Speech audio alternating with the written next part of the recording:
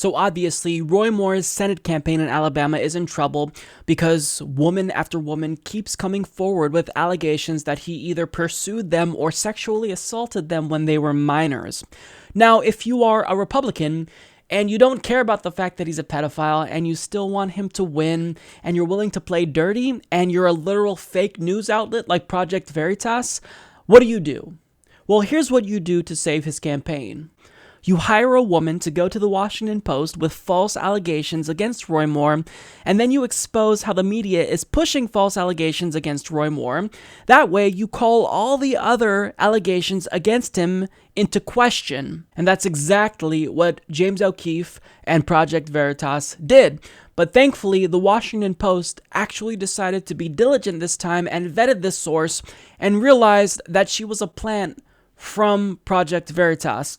So Sean Boberg, Aaron David, and Alice Kreitz of the Washington Post explain a woman who falsely claimed to the Washington Post that Roy Moore, the Republican U.S. Senate candidate in Alabama, impregnated her as a teenager appears to work with an organization that uses deceptive tactics to secretly record conversations in an effort to embarrass its targets. In a series of interviews over 2 weeks, the woman shared a dramatic story about an alleged sexual relationship with Roy Moore in 1992 that led to an abortion when she was 15. During the interviews, she repeatedly pressed Post reporters to give their opinions on the effects that her claims could have on Moore's candidacy if she went public. The Post did not publish an article based on her unsubstantiated account. When Post reporters confronted her with inconsistencies in her story and an internet posting that raised doubts about her motivations, she insisted that she was not working with any organization that targets journalists. But on Monday morning, Post reporters saw her walking into the New York offices of Project Veritas, an organization that targets the mainstream news media and left-leaning groups. The organization sets up undercover stings that involve using false cover stories and covert video recordings meant to expose what the group says is media bias. James O'Keefe, the Project Veritas founder who was convicted of a misdemeanor in 2010 for using a fake identity to enter a federal building during a previous sting, declined to answer questions about the woman outside the organization's offices on Monday morning, shortly after the woman walked inside. The woman who approached Post reporters, Jamie T. Phillips, did not respond to calls to her cell phone later Monday. Her car remained in the Project Veritas parking lot for more than an hour. So this isn't really surprising to me. If you are familiar with James O'Keefe's history, this shouldn't surprise you.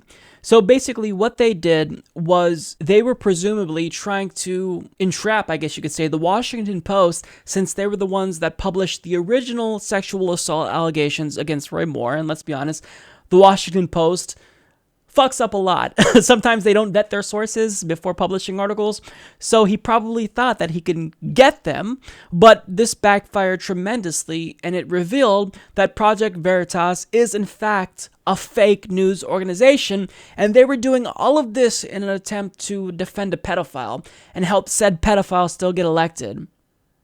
How embarrassing for Project Veritas. And see, I actually got criticized in the past because I didn't talk about supposed revelations from Project Veritas before about Hillary Clinton and supposed proof that Democrats were paying protesters to disrupt Trump rallies. And that was because my bullshit detector was just going crazy, and it turns out I was right. We have to question everything. And when shady characters who have a history of lying and deceiving people like James O'Keefe come out with supposedly news-oriented organizations, we need to be extra cautious because they have an agenda. And Project Veritas' agenda here, it's very clear. Not only did they want to make the Washington Post look bad, which, I mean, a lot of times Washington Post does that themselves. They have some reporters who do a good job, but for the most part, they're a corporate news outlet, much like Fox News, for example. But Project Veritas, we can now all verify this is in fact a fake news outlet, as I suspected, and people who were astute enough to know about James O'Keefe's bullshit history suspected. It's fake news. They do these stings. They cleverly edit clips to obviously take people out of context. This is what right-wingers have to do because they don't have facts on their side. They don't even have a compelling argument, so they have to lie and deceive people to get Americans on their side. But us progressives, we don't have to resort to lying and shady, deceptive tactics like Project Veritas, because we have the truth on our side, and the American people overwhelmingly side with progressive policy ideas.